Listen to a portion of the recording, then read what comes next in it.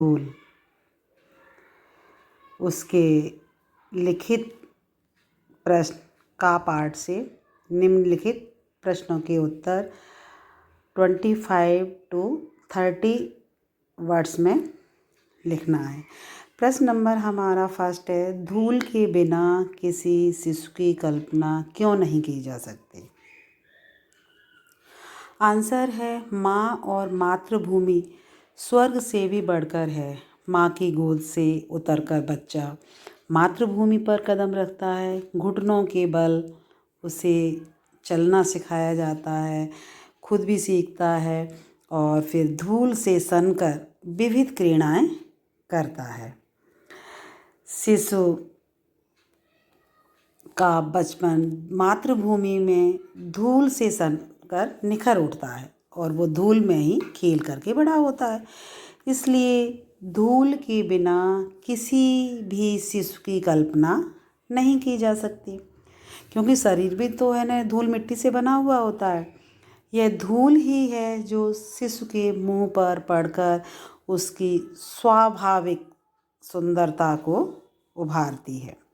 अभिजात वर्ग ने प्रसाधन सामग्री में बड़े बड़े आविष्कार किए हैं।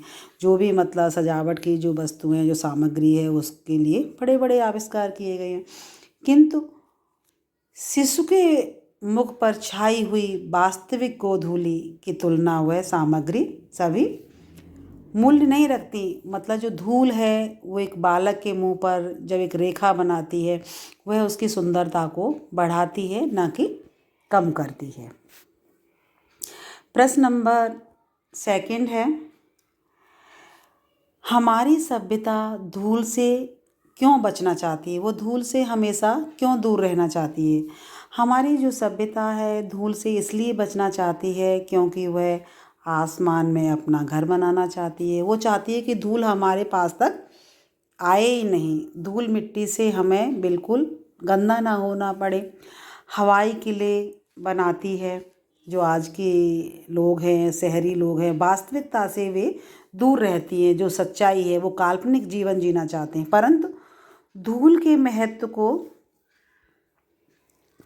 नहीं समझते कि धूल का जो महत्व है वो हमारे जीवन में कितना महत्वपूर्ण है। यह सभ्यता अपने बच्चों को धूल में नहीं खेलने देना चाहती, क्योंकि उन्हें लगता है कि बच्चे धूल में खेल करके गंदे हो जाएंगे, लेकिन वो उसके शरीर को मजबूत बनाते हैं। धूल से उसकी बनावटी सुंदरता सामने आ जाती है।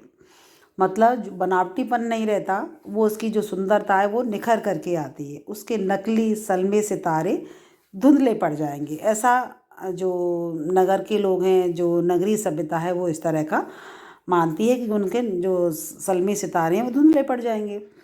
धूल के प्रति उसमें एक हीन भावना भी पैदा होती है कि जो बच्चा है धूल मिट्टी में खेलेगा तो वो गंदा हो जाएगा, मैला हो जाएगा। मतलब वो गंदा नहीं, उसका रूप और निखर के आएगा। इस प्रकार हमारी सभ्यता आकाश की बुलंदियों को छूना चाहती है। वह हीरों का प्रेमी है, तो यहाँ कभी भी हीरों का प्रेमी है, लेकिन धूल भरा हीरा धूल भरे हीरों का नहीं। धूल भरे हीरो क्या है, वो छोटे बच्चे होते हैं, धूल मिट्टी में खेलते हैं और उसी में तो पल पोस करके है ना वो बड़े होते हैं। तो वो जो धूल है उसकी सुंदरता को बढ़ाती है। धूल की कीमत को वे पहचानते ही नहीं कि धूल में ही जो अनाज पैदा होता है और उसे खा करके हम अपना पालन पोषण करते हैं, बड़े होते हैं। तो सच्चाई जब सामने आती है तो मनुष्य को उसकी अहमियत पता चलती है।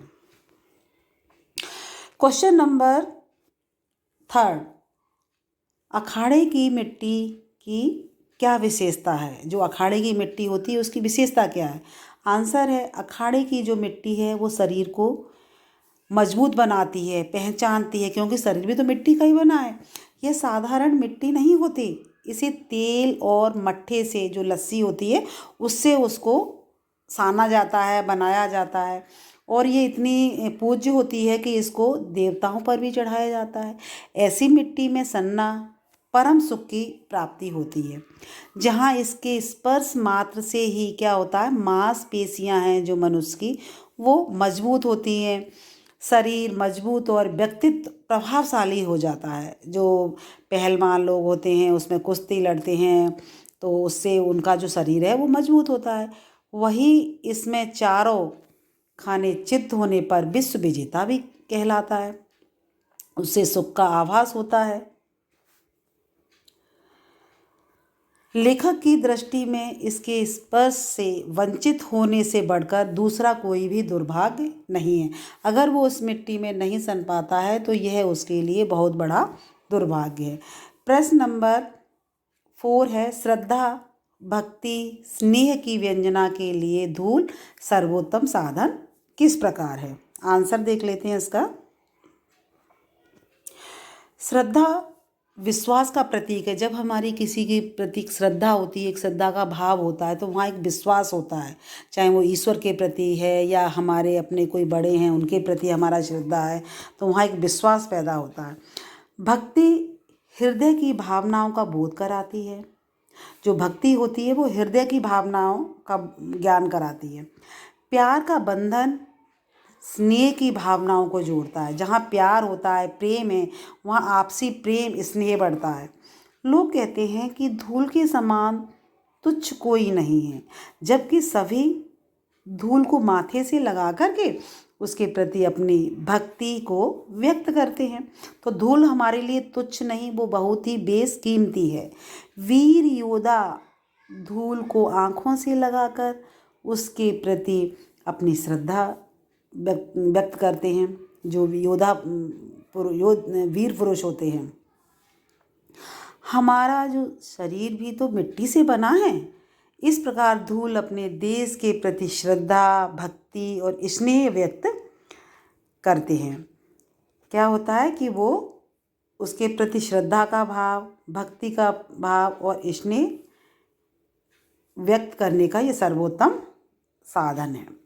क्वेश्चन नंबर 5, इस पाठ में लेखक ने नगरीय सभ्यता पर क्या व्यंग किया है? जो शहर के लोग हैं, नगर के लोग हैं, उनकी जो सोच है वो मिट्टी और धूल के प्रति क्या है, उस पर एक व्यंग किया है। कि इस पाठ में लेखक ने बताया है कि जो लोग गांव से जुड़े हुए हैं वे यह कल्पना ही नहीं कर सकते कि धूल के बिना भी कोई शिशु हो सकता है।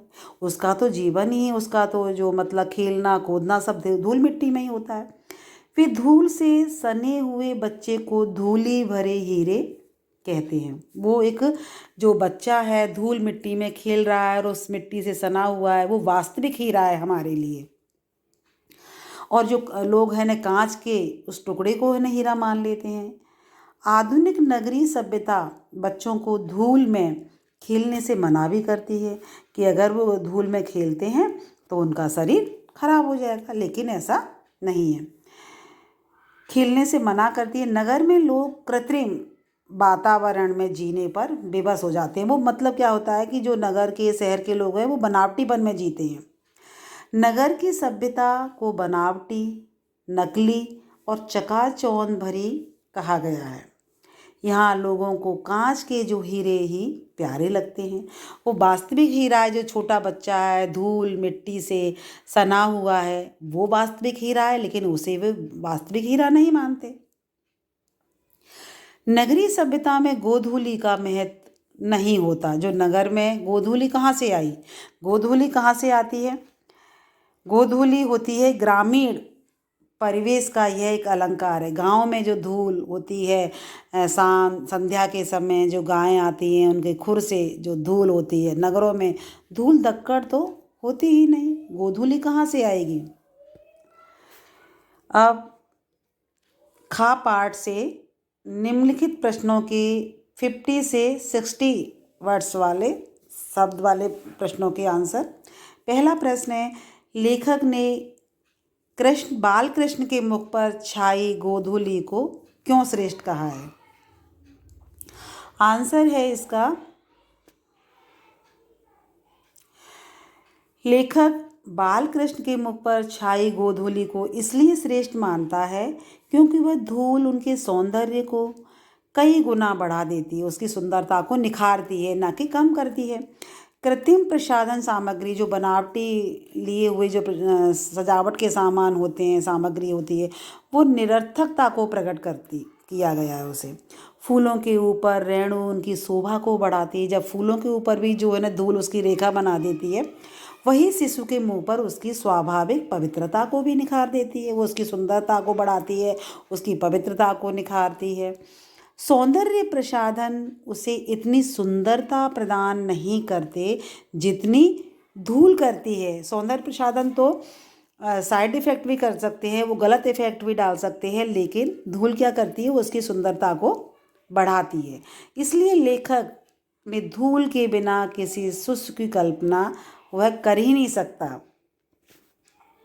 क्वेश्चन नंबर खा पार्ट से सेकंड, लेखक ने धूल और मिट्टी में क्या अंतर बताया है? इसका आंसर है, लेखक ने धूल और मिट्टी में विशेष अंतर नहीं माना है।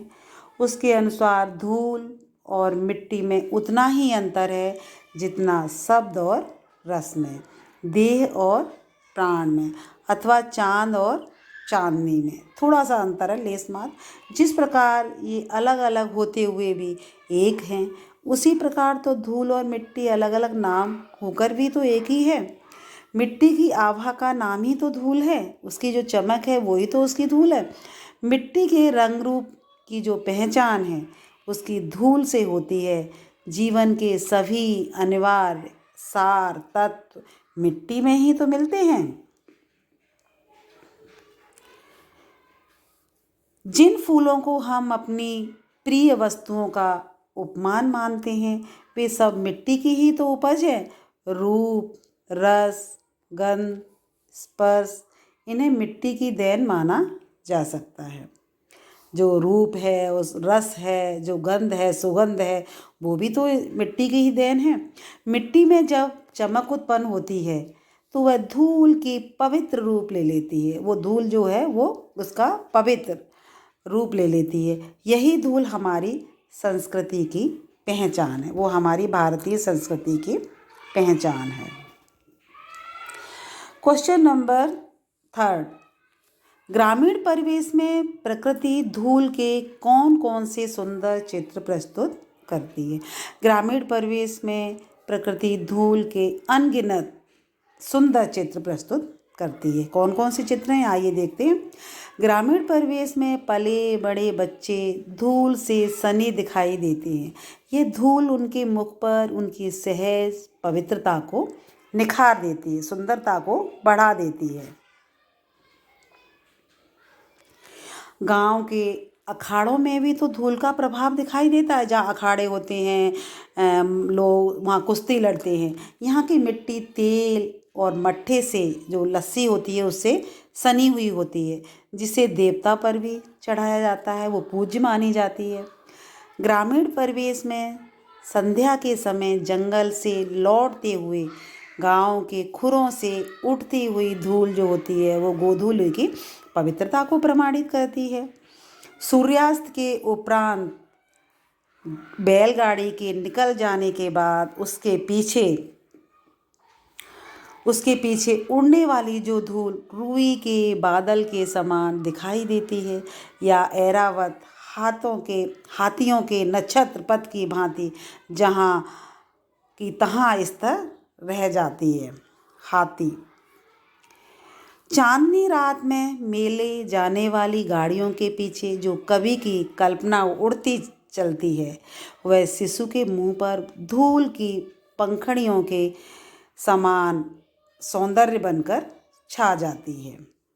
गांव के किसानों के हाथ पैर तथा मुंह पर छाई हुई धूल हमारी सभ्यता को प्रकट करती है। प्रश्न नंबर 4, हीरा वही घन चोट न टूटे का संदर्भ पाठ के आधार पर स्पष्ट कीजिए। इसका आंसर है, इस पंक्ति में लेखक ने हीरे और कांच में तुलना करते हुए कहा है कि सच्चा हीरा वही होता है जो हथौड़े की चोट पड़ने पर भी नहीं टूटता। कांच और हीरे में यही तो मुख्य अंतर है। धूल भरे हीरे में ऊपरी धूल को न देखकर भीतरी चमक को निहारना चाहिए जो अटूट होती है। यह अमरता का एक दृढ़ प्रकाश प्रस्तुत करती है। जो बच्चे होते हैं धूल मिट्टी में खेल करके बड़े होते हैं, वो मजबूत होते हैं। कई परेशानियां उनके सामने आ जाएं लेकिन वो कभी भी टूट करके हीरे की तरह बिखरते नहीं हैं, क्योंकि वो एक वास्तविक हीरा है। कांच की चमक को देखकर मोहित हो जाना मूर्खता है। हीरे की परख तो जौहर ही कर सकता है। हीरा शाश्वतता का स्पष्ट प्रमाण है, तो कांच क्षणिकता का। हीरा एक ना एक दिन अपनी अमरता का बोध कराकर कांच की नश्वरता को प्रमाणित करता है। लेखक के अनुसार धूल में लिपटा किसान आज भी तो अभिजात वर्ग की उपेक्षा का पात्र है। किसान उसकी उपेक्षा सहन कर मिट्टी से प्यार करता है। चाहे किसान की कोई जो समृद्ध लोग हैं उसकी उपेक्षा करें, लेकिन फिर भी वो क्या करता है, उस उपेक्षा को सहन भी करता है और अपनी मिट्टी से प्यार करता है, क्योंकि वो मिट्टी से जुड़ा हुआ है और अपने परिश्रम से अन्न पैदा करता है और उसके परिश्रमी होने का ये प्रमाण भी है। वह ऐसा हीरा है किसान जो धूल से भरा है। हीरा अपनी कठोरता के लिए जाना जाता है, जो हथौड़े की चोट से भी नहीं टूटता। इसी प्रकार से भारतीय किसान भी कठोर परिश्रम से नहीं घबराता, इसलिए वह अटूट है, वो टूटता नहीं है। क्वेश्चन नंबर 5 है, धूल, धूली, धूली, धूल और गोधूली की व्यंजनाओं को स्पष्ट करना है। आंसर, धूल, धूली, धूल, धूली, धूरी और गोधूली की व्यंजनाएं अलग हैं। धूल जीवन का यथार्थवादी गद्य है, तो धूली उसकी कविता है। अर्थात हमारा जो शरीर जिस धूल और मिट्टी से बना है वही धूल उसकी वास्तविकता को प्रकट करता है। जैसे कि हमारा शरीर है पंच महाभूत से बना है, पृथ्वी, आकाश, वायु, जल, अग्नि, और इसी धूल शब्द को कवियों ने धूल के रूप में अभिव्यक्त किया है। धूली छायावादी दर्शन भी है। इसकी वास्तविकता छायावादी कविता के समान संदिग्ध है। धूरी लोक संस्कृति का नवीन जागरण है, अर्थात भारतीय संस्कृति में कवियों ने धूर शब्द का प्रयोग करके अपनी प्राचीन सभ्यता को प्रकट करना चाहा है। इसी प्रकार गौ गोपालों के पद संचालन से उड़ने वाली जो मिट्टी को ही तो गोधूली कहा गया है, जो गाँव के खुरों से उड़ती हुई आती है संध्या के समय। इन सब का रंग चाहे एक ही हो, किंतु रूप में भिन्नता है। मिट्टी काली, पीली, लाल तरह तरह की होती है, लेकिन धूल कहते ही शरद के धुले उजले बादलों का स्मरण हो जाता है। क्वेश्चन नंबर 6, धूल पाठ का मूल भाव स्पष्ट कीजिए। धूल पाठ में लेखक ने धूल की महिमा, जो उसका महात्म्य है, जो उसका उपलब्धता, उसकी उपयोगिता का यहाँ वर्णन किया है। इस पाठ के माध्यम से लेखक ने मजदूर, किसान के महत्व को भी स्पष्ट किया है कि हमारे जीवन में एक जो मजदूर है, एक किसान है, वो हमारे लिए कितनी मेहनत करता है, उसका क्या महत्व है। उनका मानना है कि धूल से सना व्यक्ति घृणा अथवा उपेक्षा का पात्र नहीं होता, बल्कि धूल तो परिश्रमी व्यक्ति का परिधान है, वो उसका एक पोशाक है। धूल से सना शिशु धूली भरा हीरा कहलाता है, जो उसमें खेल कूद करके बड़ा होता है। सभ्यता में पले लोग धूल से घृणा करते हैं। जो नगरीय सभ्यता के लोग हैं यह नहीं जानते कि धूल अथवा मिट्टी ही जीवन का सार है। धूल मिट्टी से ही हमारा शरीर बना है और उसी में मिल जाना है।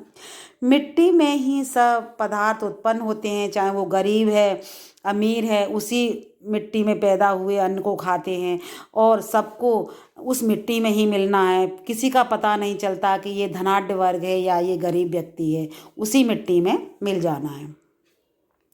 इसलिए सती मिट्टी को सिर से, सिपाही आँखों से तथा आम नागरिक स्नेह से स्पर्श करता है, उसे एक प्रेम का भाव होता है उसमें। अतः लेखक ने देश प्रेम और संस्कृति की प्रतीक धूल को विभिन्न सूक्तियों, लोकोक्तियों, उदाहरणों के माध्यम से प्रतिपादित किया है। क्वेश्चन नंबर 7, कविता को विडंबना मानते हुए लेखक ने क्या कहा है? आंसर है इसका, लेखक का विचार है कि गोधूली पर अनेक कवियों ने कविता लिखी हैं, परंतु वे उस धूल को सजीवता से चित्रित नहीं कर पाए कि धूल का हमारे जीवन में क्या महत्व है, उसकी क्या सुंदरता है। जो गांवों में संध्या के समय गाय चराकर लौटते समय ग्वालों और गायों के पैर से उठकर के सारे वातावरण में फैल जाती है। अधिकांश कवि शहर के रहने वाले, और शहरों में धूल धक्कड़ है कहाँ, होता ही नहीं। परंतु गांव की गोधूली नहीं होती इसलिए वे गांव की गोधूली का सजीव वर्णन अपनी कविताओं में नहीं कर पाए।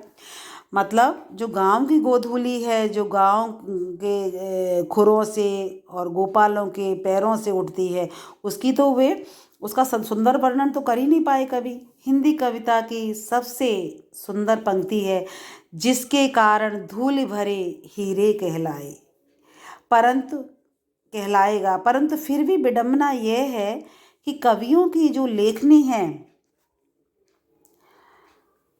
पर नगरीय सभ्यता विस्तार के कारण विराम चिन्ह लग गया है, क्योंकि शहरों में तो गोधूली हो ही नहीं सकती।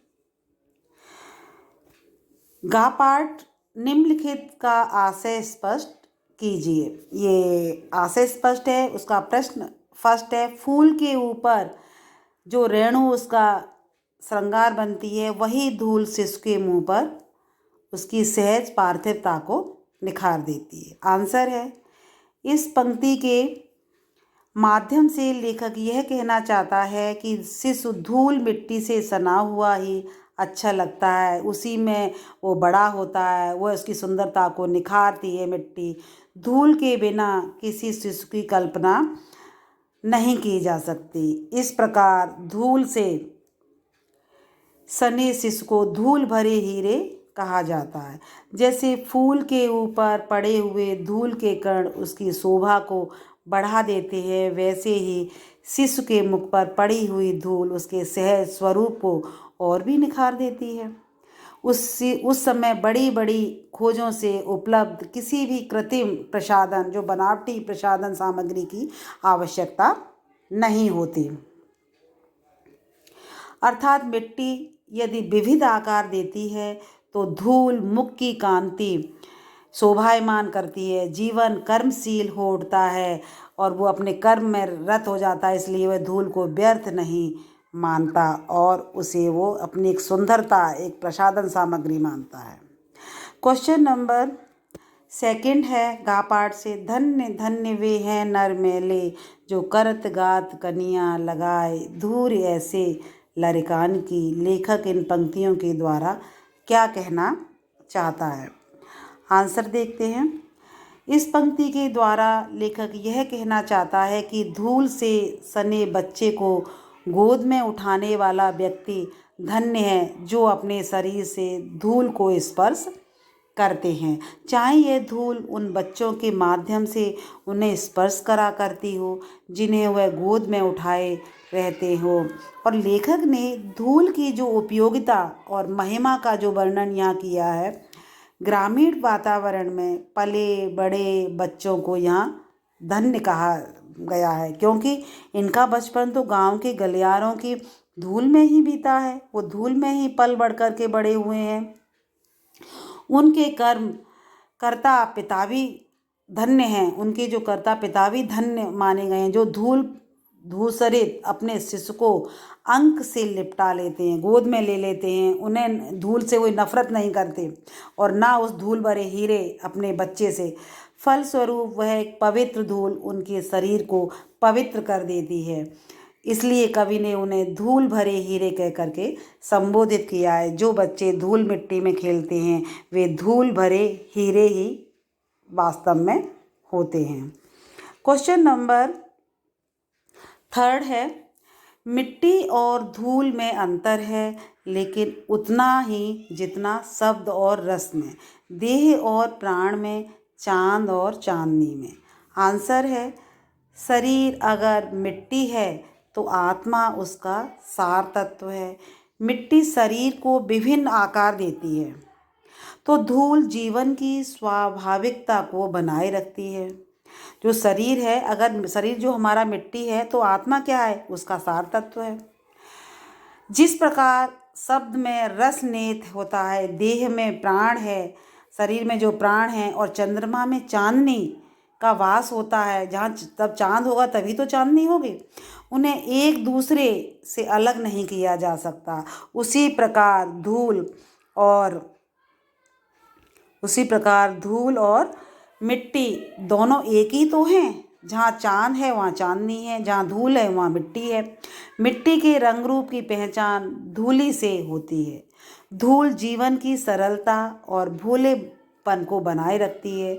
इससे हमें अपनी सभ्यता से जुड़े रहते हैं। क्वेश्चन नंबर 4, हमारी सभ्यता, हमारी देशभक्ति धूल को माथे से न लगाए तो कम से कम उस पर पैर तो रखे। आसमान पर तो वो घर नहीं बना सकती। लेखक का यहाँ क्या मानना है कि हमारी जो देशभक्ति का जो स्तर है इतना गिर गया है कि हम अपने देश की मिट्टी को आदर देने के स्थान पर उसका तिरस्कार करने लगे हैं। हम अपने देश को छोड़कर विदेशों की ओर भाग रहे हैं। लेखक का यह संदेश है कि यदि हमारे भीतर अपने देश के प्रति जरा सा भी प्रेम है तो हम उसकी धूल को चाहे माथे से न लगाएं, परंतु कम से कम उसका स्पर्श करने से पीछे तो ना हटें। अपने देश की धूल का सम्मान करें, अपने देश के प्रति एक समर्पण का भाव हो, अपने देश के लिए कुछ कर गुजरने का भाव हो, उससे घृणा ना करें तथा उसे तुच्छ ना समझकर उसके महत्व को हमें समझना होगा। क्वेश्चन नंबर 5 है, वे उलटकर चोट भी करेंगे और तब कांच और हीरे का भेद जानना बाकी न रहेगा। आंसर, लेखक ने कांच और हीरे में अंतर बताते हुए कहा है कि हीरा अनमोल होता है, उसके भीतर की चमक। लेखक ने यहाँ क्या कहा है, कांच और हीरे में अंतर बताते हुए कहा है कि कांच क्या है और हीरा क्या है। हीरा अनमोल होता है और उसके भीतर की जो चमक चाहे हमारी आँखों के सामने से ओझल रहे, किंतु वह अमर होता है। वह कभी गहरी चोट लगने पर भी टूटता नहीं है और कभी पलटकर वार नहीं करता। वास्तविक हीरे की परख तो हथौड़े की चोट पर खरी उतरती है। जब हम उस पर हथौड़े से चोट करेंगे तभी तो उसकी वास्तविक पहचान होगी कि ये हीरा है। हीरे को पहचानने के लिए पारखी दृष्टि अनिवार्य होती है, उसे परखना चाहिए, नहीं तो कांच की चमक मन मोह लेती है। हीरे को देखकर उसके प्रेमी उसे साफ सुथरा, खरांदा, आँखों में चकाचौंध पैदा करता हुआ देखना पसंद करते हैं। उसके भीतर की जो सुंदरता को वे अनदेखा नहीं किया जा सकता। कांच की चमक नश्वरता का प्रतीक है, उसके पीछे दौड़ना मूर्खता का पर्याय है। तो यहाँ जो सच्चा हीरा है, एक वास्तविक हीरा है, जिस पर कहते हैं ना कि जब परेशानियाँ भी आएँ तो वो कभी टूटेगा नहीं, उस हीरे की हमें खोज करनी है। वही छोटा बच्चा धूल मिट्टी में खेला हुआ, वही तो हमारे लिए वास्तविक हीरा है। जो कांच का टुकड़ा क्या वो हमारे लिए वास्तविक हीरा नहीं हो सकता।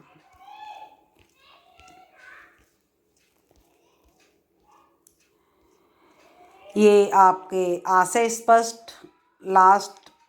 स्पष्ट हुआ, जिसमें यहाँ वास्तविक हीरे की पहचान बताई है कि वास्तविक हीरा पर जब हथौड़े से प्रहार किया जाता है तो वो टूटता नहीं है, और जो कांच का टुकड़ा है उस पर हम जब चोट करेंगे तो वो वास्तविक हीरा नहीं, वो टूट जाएगा।